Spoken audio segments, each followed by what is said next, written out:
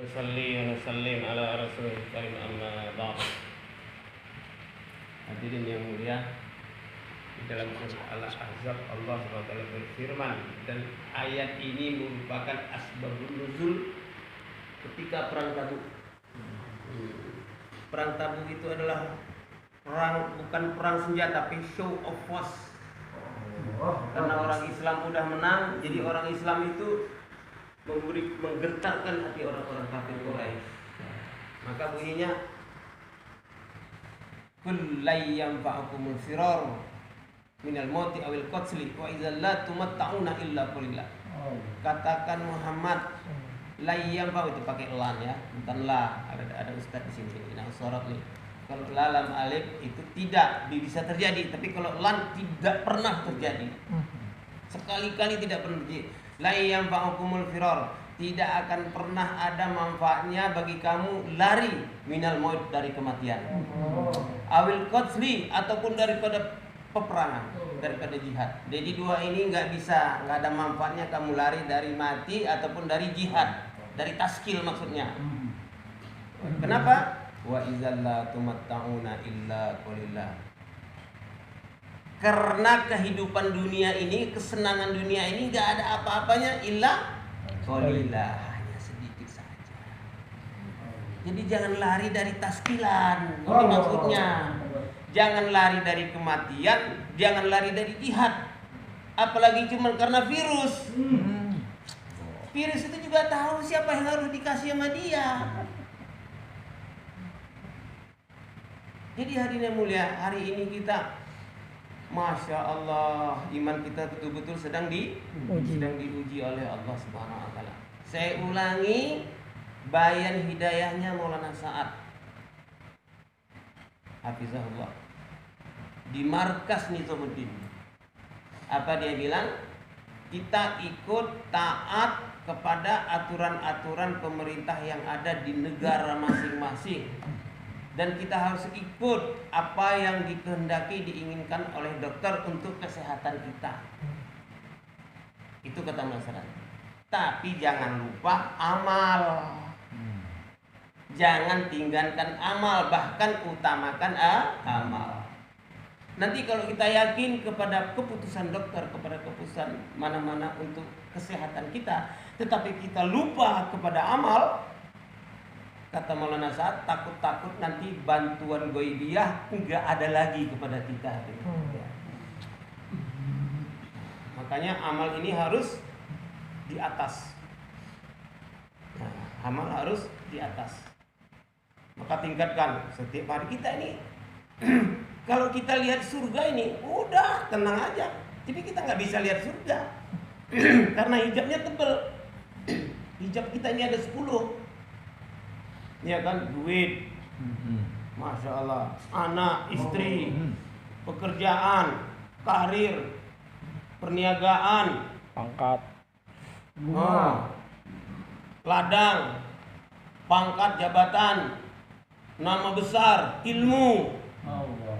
10 itu hijab kita. Kan apa surga? Makanya dengan ada begini, ceramah begini, bayan begini, tercabut 1 hijab. Alhamdulillah. Baca Quran 1 juz, tercabut lagi 1 hijab. Nah, zikir pagi dan petang, tercabut lagi 1 hijab. Qiyamul lail, tercabut 1 hijab. Sedekah setiap hari, tercabut 1 hijab. Keluar di jalan Allah, tercabut 5 hijab. Baru hadis. Kalau udah tercabut 10 hijab ini, terbuka 10 hijab, baru nampak tuh surga, baru ngantri. Sekarang orang nggak ngelihat surga, jadi nggak yakin pada janji Allah Subhanahu Wa Taala. Ini bersyukurlah antum kita ini sekarang sedang berada di jalan Allah. Berarti hijab ini udah terbuka nih, udah ngelihat tuh surga. Nah, kalau udah ngelihat surga nggak perlu ditaskil lagi, udah tahu enak nikmat. Itu bidadari bang, cepet bang. Dulu 4 bulan nggak datang juga, 40 hari nggak datang juga bang, cepat bang. Gitu.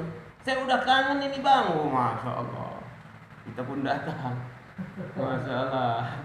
Itu bidadari itu pak, itu cantiknya bukan main pak. Begitu kita lihat aja, langsung kita pingsan. Pingsannya nggak tahu entah 40 hari, entah 4 bulan. Saking cantiknya.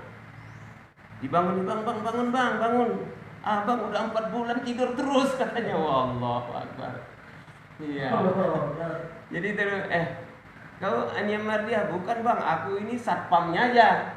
Aku security penjaganya. Rupanya bukan Aina Mardia. Kita itu dikasih sama Allah namanya Aina Mardia yang paling cantik. Aina Mardia itu artinya disenangi dengan mata. Pandangan mata yang indah, masya Allah. Jadi mana Aina Mardia? Tuh di sana ada spesial kamarnya. Ke sana lagi ada di situ. Kok Aina Mardia? Bukan, saya cuma jaga kamar tidurnya aja. Rupanya bukan dia juga. Masuk ke dalam lagi. Kok Aina Mardia? Itu dia. Masya Allah. Begitu langsung kita pingsan lagi hadirnya mulia. Di situ sudah ada tempat tidur khusus, dan tempat tidur itu modelnya bukan kayak kita punya, goyang sendiri. Dan di dalam Al-Quran disebutkan fi subulim fakihun, sibuk memerawani. Waduh, terus-terusan. Kalau kita kadang-kadang tempat tidur kita dipatah pula. Tempat tidur kita lapuk. Kalau di sana nggak ada tempat tidur lapuk, hadirin yang mulia. Allah. Fi subulim fakihun, masya Allah. Mereka sibuk memerawani, itu hadirin itu amalan. Jadi ini bayan nggak usah diteruskan, ya kan? Ya, karena Maulana Tariq Jamil di Pakistan oleh Bayi Wahab nggak boleh lagi bayan di markas. Kenapa? Karena dia bayannya bidadari.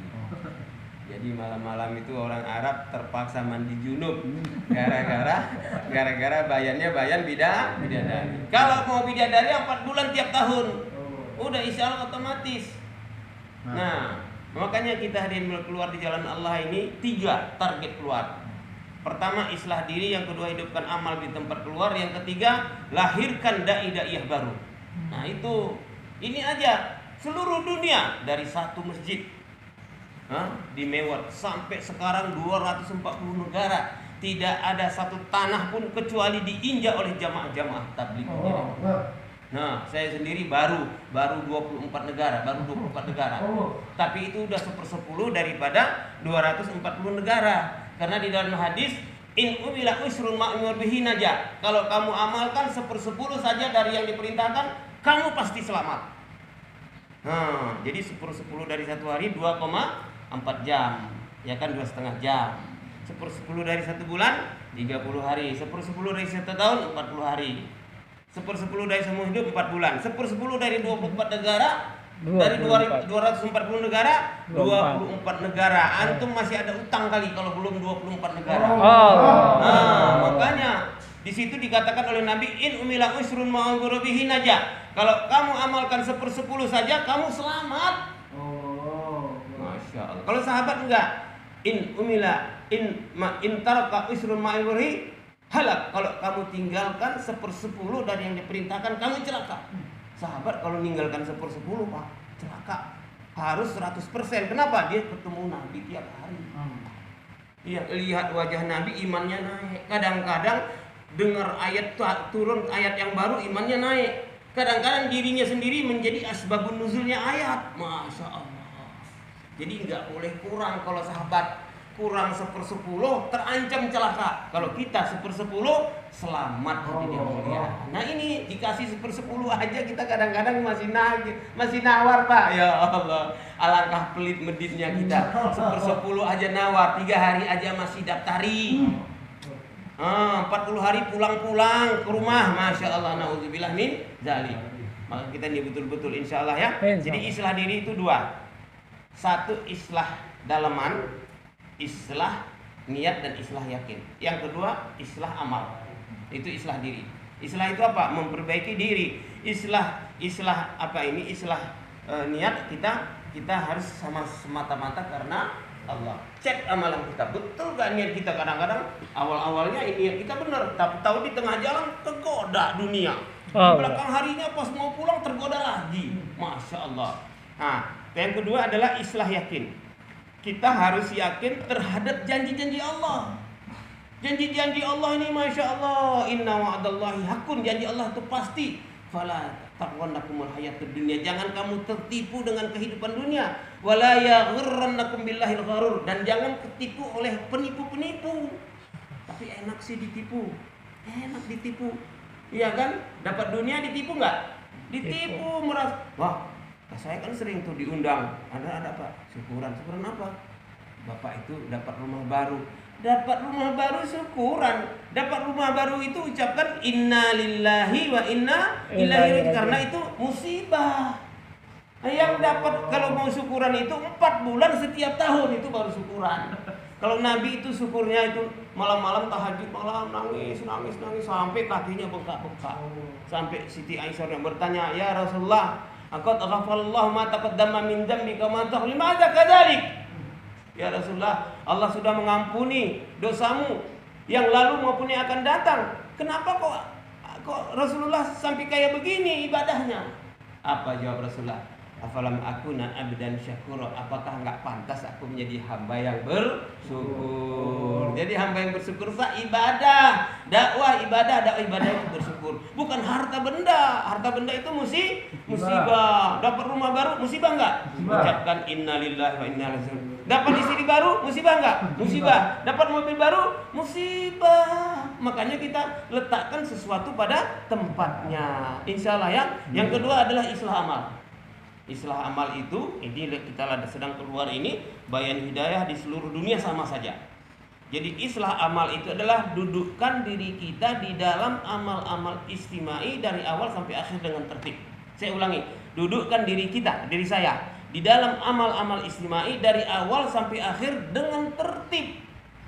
Baru kita yang hajat, saya harus duduk sebelum amal istimai. Amal istimai ada 8, musyawarah, taklim, sholat berjamaah, jaulah, ya kan? Ada 5 jaulah. Kemudian sholat, bayan maghrib. Kemudian makan, kemudian tidur, kemudian safar. Itu 8 amal istimai kita dudukkan diri kita dari awal sampai akhir dengan tertib, baru terjadi islah, perbaikan amal.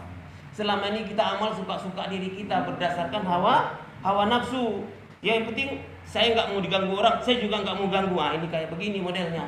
Ini yang penting. Dia pakai hadisnya pokoknya. Pakai hadis pokok. Hadis itu bukan pokok. Hadis itu adalah sabda Rasulullah SAW. Nabi bersabda, "Man ahya sunnati faqad ahabbani wa man ahabbani kana ma'iyya." Siapa yang menghidupkan sunnahku, berarti dia cinta padaku. Dan siapa cinta padaku, bersamaku di dalam surga. Bersama Rasulullah di dalam surga. Bagaimana caranya? Ini Quran, ini hadis, ini amalan. Cek, cross check. Bener nggak? Oh bener, berarti ini amal sunnah. Nah ini Quran, ini sunnah. Cek amalan. Wah lain, berarti itu tidak sunnah. Man amila amalan laisa lahu fi amrina fahuwa raddun. Siapa yang beramal satu amal tapi tidak ada perintah di situ, fahuwa raddun, ditolak amalan. Maka ini penting. Jadi keluar di jalan Allah ini kita ikut arahan, ikut musyawarah, ikut amal sunnah sebagaimana yang sudah. Makanya ada buku patokan kita itu buku Hayatus Sahabat, kisah kehidupan sahabat. Karena sahabat-sahabat itulah as-sabiqunal awwalun yang hidup bersama Nabi dan beriman kepada Nabi. Ada juga orang hidup bersama Nabi nggak beriman kepada Nabi. Ada, misalnya Abu Jahal, ya kan? Ya Abu Lahab itu hidup bersama Nabi, bahkan saudara kandungnya Nabi, pamannya Nabi, tapi tidak beriman kepada Nabi. Nah, yang kedua adalah hadirin sekalian, hidupkan amal di tempat kita keluar. Kita beramal di tempat kita keluar. Kalau 5 amal sudah hidup di situ, kita belajar. Kalau baru 2, 3 belum sempurna, kita sempurnakan. Kalau belum ada sama sekali, ya kita hidupkan, kita simulasi. Makanya bawa buku fadilah, bawa buku muntakhab, bawa buku fadilah sedekah itu jangan 1, minimal ada 2, ya kan? 1 nanti kita hadiahkan kepada orang tempatan, kita bikin simulasi taklim supaya mereka itu bisa mengamalkan taklim di masjidnya. Karena taklim ini masjid ini fardu ain. Macam mana caranya? Semua orang sholat. Kayak gini sekarang ada mungkin taruhlah 20 orang ya, 20 orang sholat. Yang dengar taklim itu kayak gini 20, jadi nggak ada khilafiyah. Tapi kalau yang sholat 20, yang baca taklim 3 orang, 27-nya kemana? 17-nya khilafiyah terus sampai hari kiamat. Makanya baca taklim itu, hadis-hadis itu dibaca di depan orang Islam, bukan di depan orang tabligh. Orang tablik ini memang udah iya, makanya orang tablik ngajak orang lain ada jaulah taklim supaya semua orang ikut duduk dalam taklim. Supaya apa? Kepahamannya terhadap perintah-perintah Allah dan larangan-larangan Allah berdasarkan Quran dan hadis sama. Nah, ini kita sholatnya satu saf, tapi hatinya kemana-mana. Tahsabuhum jami'a wa qulubuhum syatta. Kamu kira mereka bersatu, tapi hati mereka terpecah belah. Ini hadirin mulia. Ini umat akhir zaman. Maka kita untuk menyatukan umat ini tidak ada jalan lain. Nabi berdoa, 3 doa Nabi. Yang pertama, ya Allah janganlah umatku mati kelaparan. Enggak ada umat Nabi mati kelaparan sampai hari kiamat. Yang ada yang takut lapar. Coba sekarang dikasih pengumuman sembako gratis. Waduh, bawa truk. Insyaallah. Itu di Jawa Timur ada minyak tanah gratis. Itu cuman seberapa itu? Sampai orang ngantri, sampai ibu-ibu keinjak-injak meninggal dunia, Pak, gara-gara ngantri minyak tanah gratis. Karena kita ini tidak yakin terhadap janji Allah. Allah Subhanahu wa taala sudah melantik 2 jari malaikat untuk mengantar 1 butir nasi ke mulut si Fulan bin Fulan. Jadi enggak ketukar Pak rezeki. Jadi bapak pergi kerja itu bukan cari rezeki, bapak kerja itu menjemput rezeki yang sudah dijanjikan Allah. Cuma kita nggak tahu jumlahnya berapa. Goib, maka yakin kepada yang goib. Nah begitu. Jadi kita ini sudah oke, no problem kita. Hidup kita ini sudah no problem. Sudah semua sudah ditanggung oleh Allah Subhanahu Wa Taala. Yang ketiga terakhir, dilahirkan dai-daiyah baru. Jangan jadi jamaah mandul. Dia akan kerja, kalau keluar 40 hari, cari orang 40 hari. Kalau keluar 4 bulan, cari jamaah 4 bulan. Supaya mereka keluar, supaya apa? Kenapa harus keluar sih? Supaya mereka bikin lagi. Banyak lagi, hidayah lagi. Sampai semua orang tidak ada kecuali. Termasuk jin. Masuk Islam. Ini sekarang kalau Bapak Kasab ini banyak di sini jin muslim. Jin kafir udah pada kabur. Karena ini udah 4 bulan tawajud semua. Ini jin kafir sudah kabur. Jin muslim masuk ke dalam masjid. Jangan orang dilarang ke masjid. Jin aja masuk ke masjid, masa kita masuk keluar dari masjid? Nauzubillah min dzalik. Nah, masjid adalah sebaik-baik tempat di muka bumi. Pasar adalah seburuk-buruk tempat di muka bumi. Kalau sudah masuk ke masjid, dalam jaminan Allah fi zimmatillah. Setiap langkah kanan diangkat derajat, setiap langkah kiri dihapuskan dosa-dosa. Duduk di antara 2 waktu sholat seperti sholat, dan itikaf 1 saat di masjid, pahalanya dijauhkan 3 parit dari api neraka. Jarak 1 paritnya antara bumi dan langit. Dan ini kefadilah. Kalau kita tinggalkan masjid ini, auzubillah min dzalik, ini mulia, apa yang akan terjadi? Sahabat-sahabat Nabi itu terakhir ini saya bayang. Sahabat Nabi kalau datang kepada ya Rasulullah, aku ini ada masalah problem anak, istri, paceklik enggak ada makan. Apa Nabi bilang? Sholli rakaatain. Kau sholat 2 rakaat. Lah, apa kaitannya? Orang masalah problem ekonomi kan suruh sholat. Rasulullah selalu mengalihkan kepada amal supaya manusia itu, setiap orang itu hatinya bergantung lagi kepada Allah. Karena enggak bergantung kepada Allah, masalah banyak. Dia pulang lagi, wah belum juga, berangkat lagi. Ya Rasulullah, saya sudah sholat tapi nggak selesai masalah saya. Sholli fa innaka lam tusolli, sholat lagi kamu itu belum sholat. Betul lagi itu apanya ini, istinjaknya, wudunya, sholat lagi tahajud. Sampai 3 kali. Tiba-tiba dia pulang ke rumah. Ini di rumahnya itu di sebelah belakang itu ada tempat penggilingan gandum. Udah karatan, udah lama nggak berfungsi. Udah mati, tiba-tiba hidup hadiah mulia. Mengeluarkan gandum yang banyak sampai meludak gandumnya. Akhirnya dimatikan sama dia. Begitu dimatikan, dia datang diceritakan ahwalnya. Maka Rasul bilang, itulah sholat kamu tadi, itulah katanya, seperti itu hasilnya. Andai kata kau tidak matikan itu mesin penggilingan gandum itu, maka dia akan terus menerus sampai hari kiamat menghasilkan gandum, seperti halnya air zam-zam hari ini yang mulia. Subhanallah. Ini amalannya. Jadi mudah-mudahan kita ini mentaskil orang supaya keluar di jalan Allah, supaya hidayah bertebaran di mana-mana ya. Semoga Allah Subhanahu wa taala berikan kepada kita taufik dan hidayah. Nanti insyaallah jam 5 ya, kita adakan lagi kelilingan. Jauhlah kelilingan, kita jumpai saudara-saudara kita dengan bermanis-manis, ajak mereka kemana? Raudatul Jannah, Masjid Duha. taman surga adalah masjid-masjid. Ke tamannya dulu, ya kan?